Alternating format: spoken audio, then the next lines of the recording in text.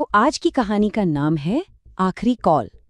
ये सिर्फ एक कत्ल की कहानी नहीं है, बल्कि एक ऐसे राज की कहानी है जिसकी हर परत एक और गहरे राज को खोलती है। तो चलिए इस गुत्थी को मिलकर सुलझाने की कोशिश करते हैं। तो चलिए सीन सेट करते हैं। जगह है देहरादून, रात है बरसात की। एक बड़ा सा आलीशान फार्म हाउस, और उस फार्म हाउस में एक कमरा जो अंदर से बंद है, और उस बंद कमरे के अंदर एक लाश। अब सबसे बड़ा सवाल यही है, जब दरवाजा अंदर से बंद था तो कातिल आया कहाँ से और गया कहाँ? मतलब पुलिस इस गुत्थी को सुलझाएगी तो सुलझाएगी कैसे? तो चलिए शुरू करते हैं हमारी जांच का पहला पड़ाव, एक रहस्यमयी कत्ल। देखते हैं कि क्राइम सीन पर सबसे पहले क्या-क्या मिला। ओके, तो सबसे पहले फैक्ट्स पर नजर डालते हैं। विक्टिम है 45 साल का एक कामयाब बिल्डर विनय कपूर। मौत कैसे हुई? सिर के पीछे एक बहुत ही गहरा जख्म है और पास में ही एक टूटी हुई वाइन की बोतल पड़ी है। लगता है यही है मर्डर वेपन। लेकिन कहानी में सबसे बड़ा ट्विस्ट यहीं पर है। दरवाजा अंदर से लॉक था। यही वो पजल है जिसे सुलझाना है। कातिल बाहर कैसे निकला? और यहीं पर इस केस में एंट्री होती है इंस्पेक्टर अंजलि चौहान की। उनका काम करने का तरीका जरा अलग है। वो किसी भी इन्वेस्टिगेशन को एक कत्ल की तरह नहीं, बल्कि एक शतरंज के खेल की तरह देखती हैं, और इस बिसात पर हर एक मोहरा शक के घेरे में है। तो फिर इस शतरंज के खेल के 4 मुख्य खिलाड़ी कौन हैं? चलिए मिलते हैं उन 4 लोगों से जिनकी कहानियां इस केस की बुनियाद हैं, और चारों के चारों शक के दायरे में हैं। तो एक एक करके इन सब पर नजर डालते हैं। सबसे पहले पत्नी नीलम कपूर। इनका कहना है कि वो अपने पेरेंट्स के घर थीं, लेकिन कत्ल के वक्त उनका फोन स्विच ऑफ क्यों था? अगला नंबर है सेक्रेटरी मीता शर्मा का। कहती हैं कि अपने फ्लैट पर थीं, पर एक पड़ोसी ने उस रात किसी आदमी के साथ झगड़े की आवाजें सुनी। फिर आता है भाई रोहित कपूर। दावा कर रहा है कि वो दिल्ली में था, लेकिन मजे की बात यह है कि उसकी ट्रेन तो उस रात कैंसिल हो गई थी। और आखिर में है ड्राइवर करण मेहरा। बोलता है कि वो रात 9 बजे ही फार्म हाउस से निकल गया था, लेकिन सीसीटीवी फुटेज कुछ और ही कहानी बता रही है। वो रात 11:15 बजे फार्म हाउस के पास ही था। मतलब हर किसी की कहानी में कोई ना कोई बड़ा झोल है। तो जाहिर है ये चारों लोग विनय से बहुत करीब से जुड़े थे, और इन चारों के पास कत्ल का कोई ना कोई मोटिव भी हो सकता है। तो यहाँ सवाल सिर्फ ये नहीं है कि झूठ कौन बोल रहा है। असली सवाल तो ये है, क्या ये सब के सब झूठ बोल रहे हैं? तो ठीक है, बयानों का ये जाल तो उलझा हुआ है। अब बारी है सबूतों की पहेली को जोड़ने की। देखते हैं फोरेंसिक्स क्या कहती है। और यहाँ से चीजें थोड़ी क्लियर होनी शुरू होती हैं। सबसे पहले पोस्टमार्टम रिपोर्ट।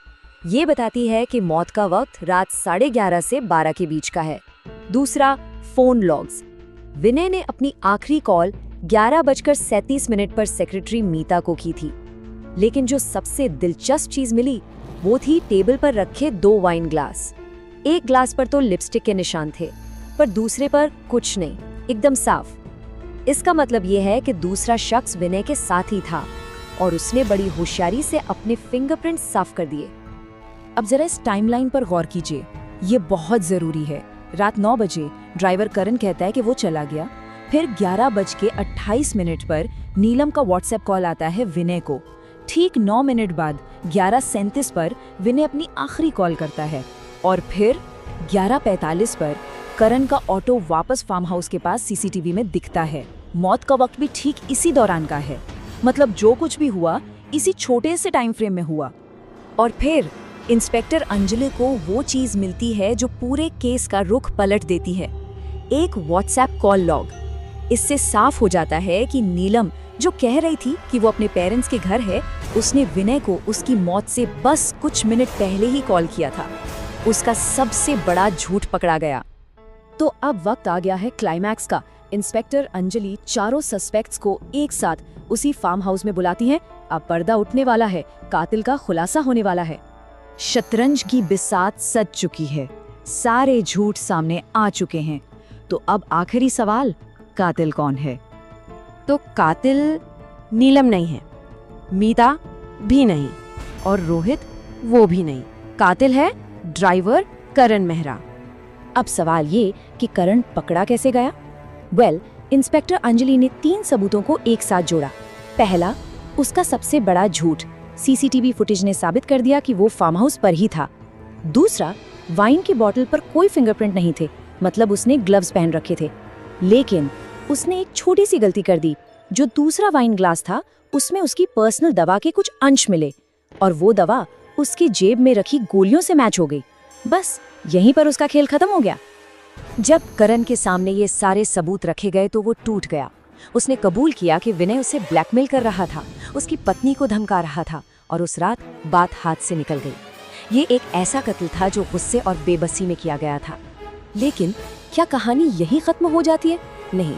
जब लगता है कि केस सॉल्व हो गया, कातिल मिल गया, तभी कहानी में एक और मोड़ आता है, एक और साजिश और एक आखिरी कॉल। इंस्पेक्टर अंजलि करण से कहती हैं, तुम्हारा गुस्सा मैं समझ सकती हूँ, लेकिन सच तो ये है कि उस रात तुम अकेले नहीं थे। और बस इस एक लाइन के साथ पूरा केस एक बार फिर से घूम जाता है। तो ये पूरा खेल था एक मोहरे और एक मास्टरमाइंड का। मोहरा था करण मेहरा, जिसने अपने हाथ से कत्ल किया, पर इस खेल की असली खिलाड़ी मास्टरमाइंड थी नीलम कपूर।